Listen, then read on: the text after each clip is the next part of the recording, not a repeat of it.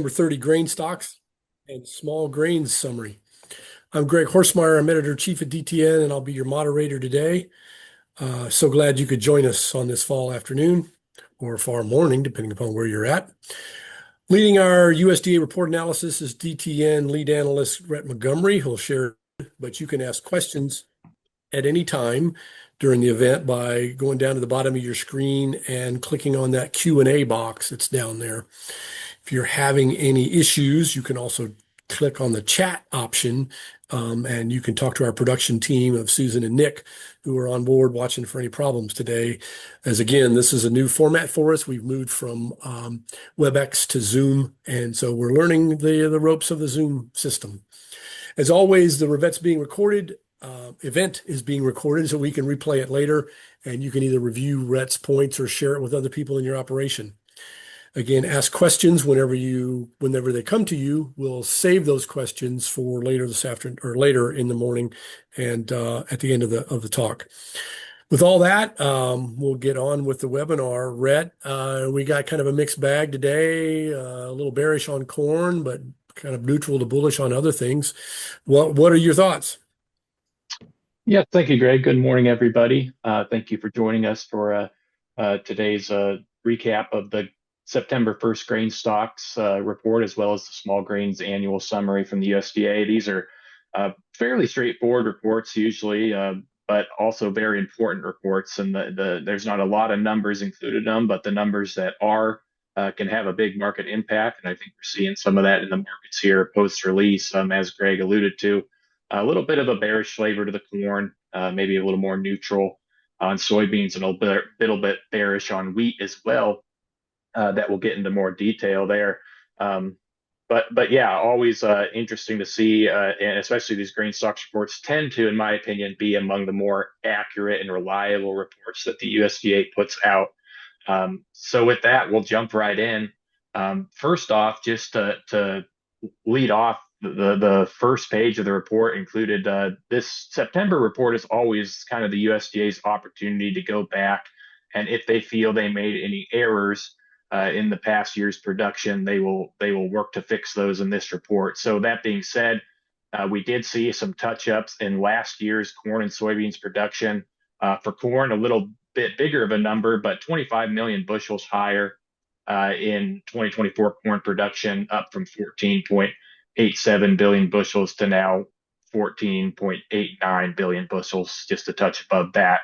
And then on soybeans, also a revision higher to less degree, just under 8 million bushels of production found unaccounted for 2024 as well. And they made both of these changes, I should say, by increasing harvested area. The yields were left unchanged. They typically don't mess with the yields post the January WASDE.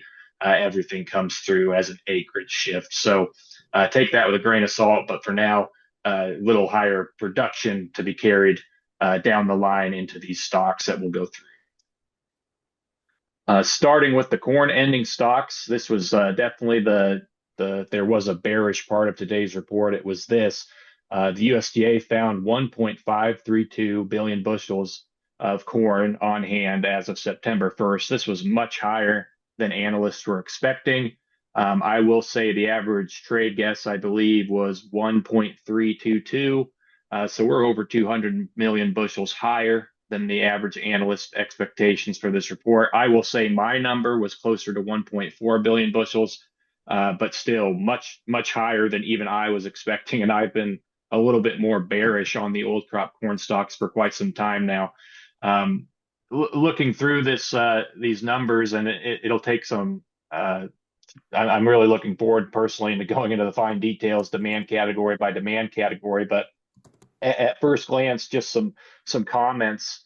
The fourth quarter demand was a little bit less than 2024 at 3.1 billion bushels of implied usage through the fourth quarter of the marketing year. That was about 100 million bushels less than 2024. That being said, total demand implied through the marketing year of 2024-25 was a record, just over 15.1 billion bushels of corn disappearance through the marketing year.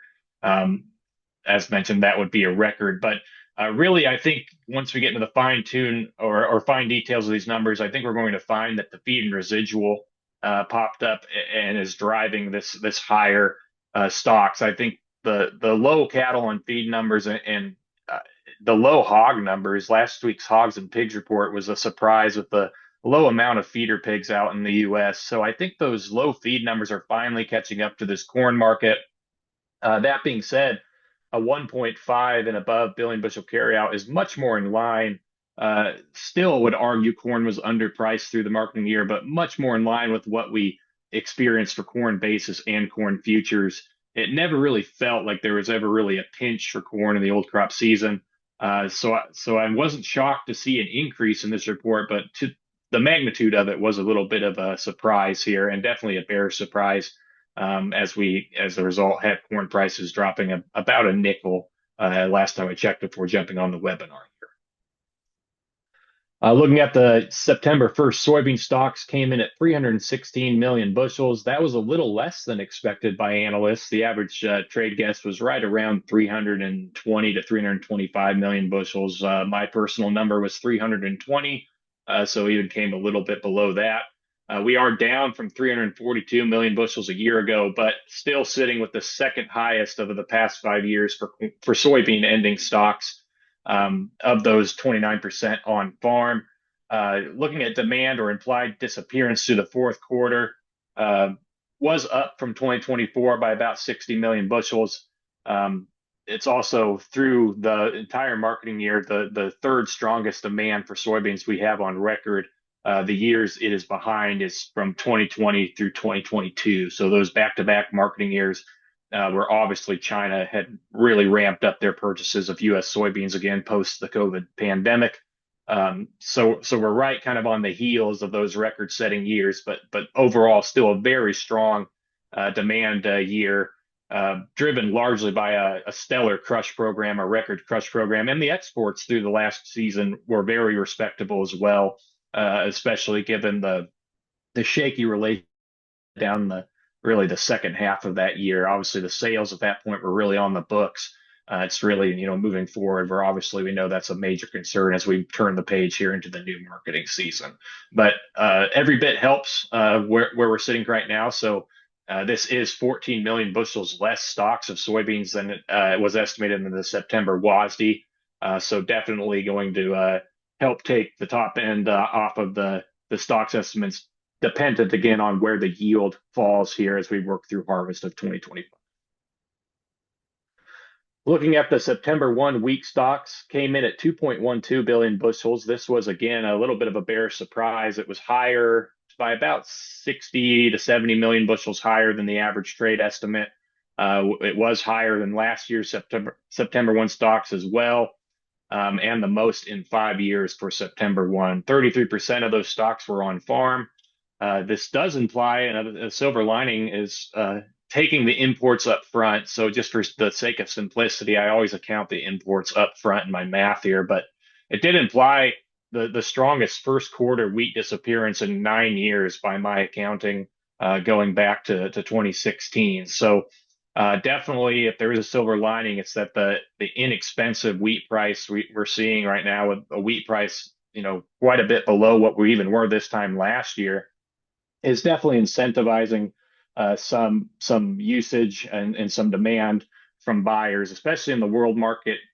U.S. wheat exports up about 15 to 20% year over year, ahead of what the USDA is expecting thus far. So the exports are definitely leading the way right now, en route to a very good demand year. But really what's driving this was the increase in production that we will get into momentarily in the small grain summary. But USDA did increase their thoughts for production in the 2025 wheat crop in the U.S.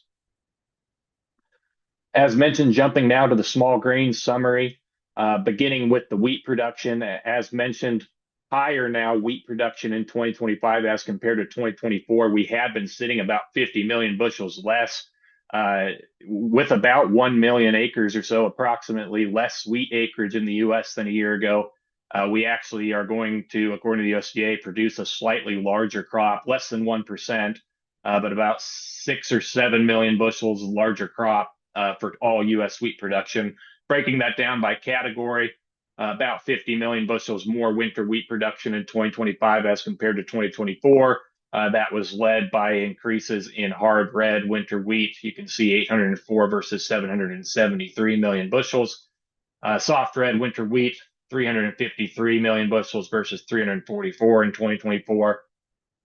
And then really the only wheat category to drop is the spring wheat category. That was driven largely by less acreage, not quite 1 million acres less, but close. I think it was about 700,000 acres or so less in the northern plains. And also some yield loss as well. We had a slightly less yield than in 2024 for the 25 spring wheat crop, driven largely by dry conditions across Washington and Montana, and also potentially in western North Dakota as well. And then Durham, the smallest category, was increased just marginally year over year as well. Looking at the state by state breakdown of wheat production here in 2025, as you can see, Kansas remains the king of wheat in the U.S. for another year, just under 350 million bushels of wheat production in that state. North Dakota, a close second, just about 12 million bushels less than Kansas. But overall, jumping to the next slide is really where a little more insightful in terms of what states drove the production changes and where production kind of slipped. As you can see, despite their second place record, North Dakota wheat production actually slipped about 34.2 million bushels again, largely to do with less acreage in spring wheat, in 25 as compared to 2024. But Kansas, really an impressive turnaround in Kansas from the dry conditions experienced in the fall of 2024. It really turned around through the green up period in 2025, and they came away with a pretty good crop. North Texas as well, Oklahoma just a hair less, but still a decent crop. And as we'd expected with the dryness through the late spring, production was off in Nebraska and South Dakota.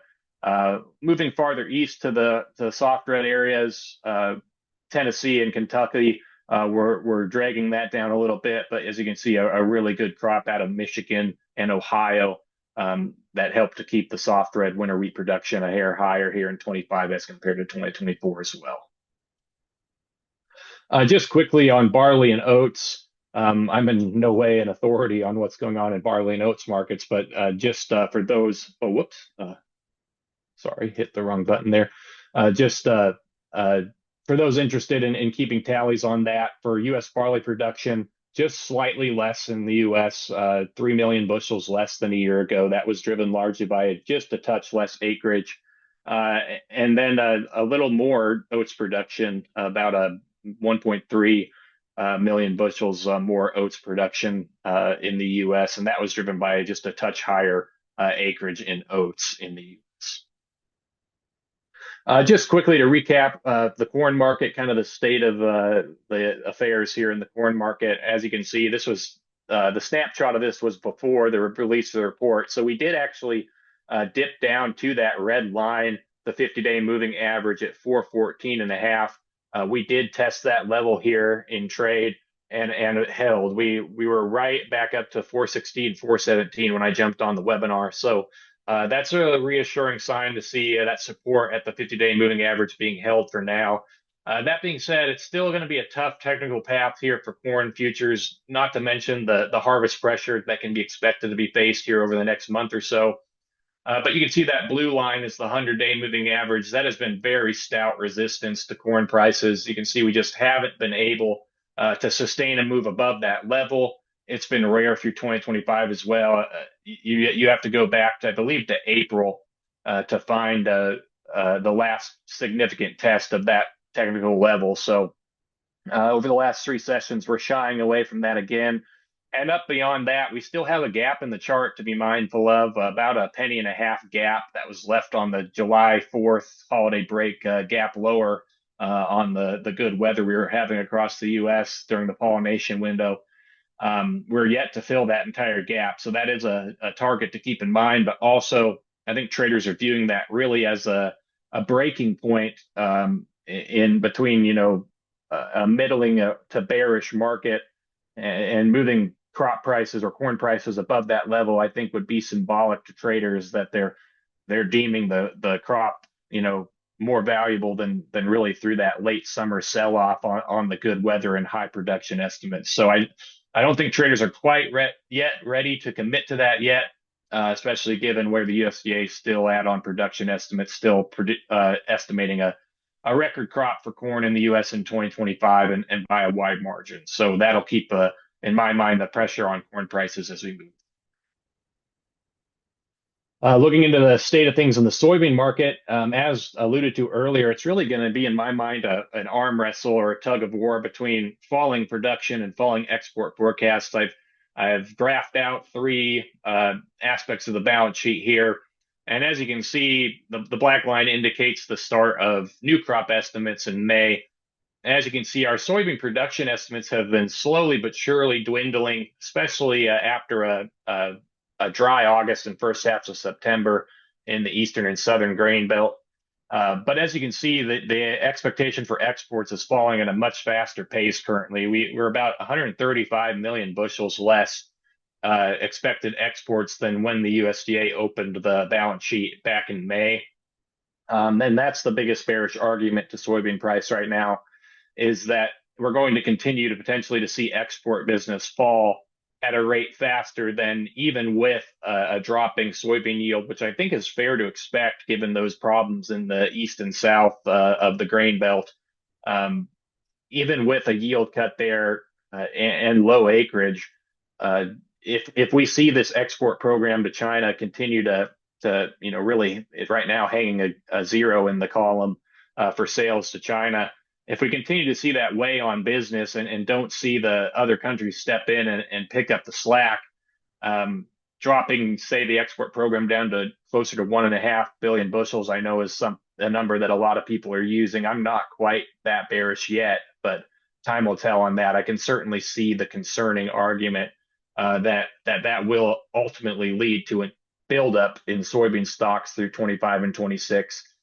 Barring some sort of trade agreement or good faith purchases from China as part of negotiations or something. So I'm not ruling that out. Also not ruling out increased business from other countries, but just something to be aware of as we move forward in the soybean market. Just to recap today's reports, as mentioned, not a lot of numbers, but can be very important numbers to the trade. Corn, I have to call it bearish. Higher than expected stocks by about 150 million bushels. That's 150 million bushels from what I was expecting. It's closer to 210 million bushels from the previous USDA estimate in the September WASDE, which estimated corn stocks at 1.325 billion bushels. So it's going to add to what are already concerning corn supplies this fall. The carryout for 25-26 already north of 2 billion bushels. This has the potential to add to that. Obviously, we'll want to watch the yield as well. There are yield concerns, and rightfully so, that we may see a steady fall off in yield expectations as we work our way through harvest. With that being said, 150 million bushels is certainly a disappointing thing to see added to the balance sheet currently, given the amount of supply we're already looking at having to work through the next marketing year. Next on soybeans, I'm calling it neutral to bullish. Probably a little bit more towards the neutral side, if I'm being honest. Slightly lower than expected soybean stocks. I really see the soybean trade just looking past this report. It really didn't offer anything that wasn't already expected. Really no surprises either way. The trade's really going to remain focused in my mind on the new crop demand from here. It's really going to be watching the weekly export reports on Thursdays from USDA are going to be very important. And then the yield reports here as we work our way through harvest. About a fifth of the soybeans are harvested as of Sunday, so we're starting to get kind of into the busy season, the peak of U.S. harvest. So we should start to get more reliable insights from a field level on what yields truly look like here in 2025, which will be a big piece of the puzzle, obviously. Wheat, I'm leaning bearish as well. Now higher production than in 2024, and that comes despite 1 million less acres in 2025 as compared to 2024 wheat in the U.S. The highest September 1 stocks in 5 years as well, and that is right now equaling about the lowest price in 5 years as well. We're currently on the hard red December contract, the Kansas City contract. Currently testing that $5 level again. That's been very, very stout support to prices. Thus far, traders have just been unwilling to push prices below that.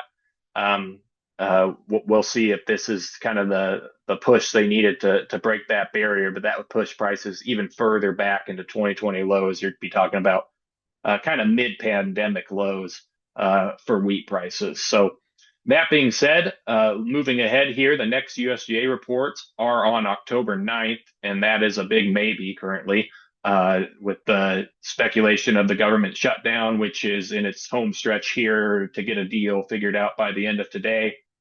Otherwise, we will be looking at a government shutdown, which could put that report in a bit of a delay or cancellation. Time will tell. In the past, the USDA has just canceled reports and moved on to the next one if they don't deem it overly important. In my opinion, I'd kind of see them just maybe canceling this one, moving on to the November one.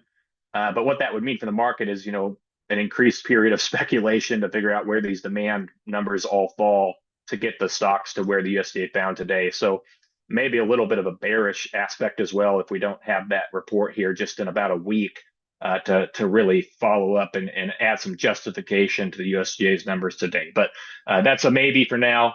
Time will tell on that, and we'll for now be planning on having it. So please tune in for further discussion then of USDA's estimates. With that, that's all I have today, and we'll turn it over to questions. Yep. I'd ask anybody if they have questions to put them in. I don't see any at the moment, but Rhett, I guess my question would be in terms of those low corn prices and the ability to move some of that grain out of the system. With the hog numbers that you talked about, we continue to talk about the smaller cattle herd and not really a big push on that. Are we still hoping for exports to kind of be the saving grace on corn versus domestic usage? Yeah, I would say right now that's definitely the way it's leaning for the 25-26 season. The USDA expecting just under 3 billion bushels of exports through the next season. So we're really pushing towards that 3 billion bushel mark will kind of be the lofty goal, I would say, of that program as we move through. And right now it's hard to argue against. I mean, Mexico continues to just have a very strong appetite for U.S. corn, especially at these low prices. The ethanol program is looking for a bounce back year. The USDA is estimating that is the strongest in about 8 years as well. So we are going to have a strong domestic industrial usage in my mind, but the feed demand continues to be something to watch. And I think it's going to take some time to rebuild these feeder cattle inventories. And really, in my mind, the bearish thing through the middle part of 2025 was those hog numbers, as you alluded to. Mhm. Last week's report was pretty surprising to me to see especially the lightweight hogs lower than a year ago. I was expecting all of those categories, as well as farrowing intentions through the fall and winter, to be higher than 2024. And we're lower pretty much across the board, except for heavyweight hogs. So that tells me that probably feeding a little bit less here through the fall and winter. And if the farrowing intentions are lower as well, that's going to push that problem down the road into the first part of 2026 as well. So I think that's going to continue to weigh on feed expectations, which is a worrisome thing. The USDA right now is expecting a pretty hefty feed and residual usage. Let's see, I'm just looking here on my balance sheet. They're expecting, 6.1 billion bushels of feed and residual usage through 25 and 26. That would be about 500 million higher, not quite, than the old crop season. But in my mind, that number makes me a little nervous. We got some work to do to get to it, but the residual is a big part of that as well. That's always a guessing game. Sometimes when you have an inexpensive corn price, you have corn just kind of disappear on the countryside, whether it's sold kind of off the books to a neighbor, things like that. Fed internally, I think with people who are growers and feeders, I think you have some of that too to keep an eye on. So we'll see. I do expect a strong demand year in total, but breaking it down by category is difficult this far out. But maybe a little bit of a worrisome number there for the USDA. Yeah, well, appreciate it. As Rhett said, our plan is to hold a webinar immediately following the October 9th WASD. We will be watching that to see if that actually takes place. As Rhett said, often if things get delayed too much because of government shutdown, I think the few times that that's happened in my tenure here, yeah, they've just punted and moved down to the next month because while they're closed, they're not calculating numbers and they're not doing things. So it makes hard to catch up on the back end, and that's just a couple of days away now. So stay tuned on that. If we have a WASD, we will be here and we'll be ready to see what the numbers are. We'll, I'm sure, be talking about this on the pages of dtnpf.com, our public site, and also for those of you who are subscribers, we'll be continuing to follow the efforts to keep the government open and keep things moving on your satellite or my DTN or DTN Grains Pro products. So, or Profit X if you're a Profit X user. So watch those venues. We'll continue to try to keep you up to date with what's going on. And ahead of that, October 9th webinar, we'll be, I'm sure, writing about it if there's a reason that we think it's going to be canceled. So stay tuned and we'll hope for the best. Hopefully calmer heads prevail. I want to thank everybody again for participating today and catching up on the grain stocks and the small grains.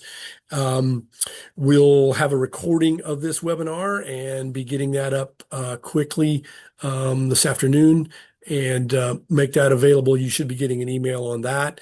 Again, you can sign up for the October 9th and the rest of our webinar series at that dtn.com resources events page. If you go on to dtn.com where you sign up for this one, you can find out where to sign up for the rest of the year.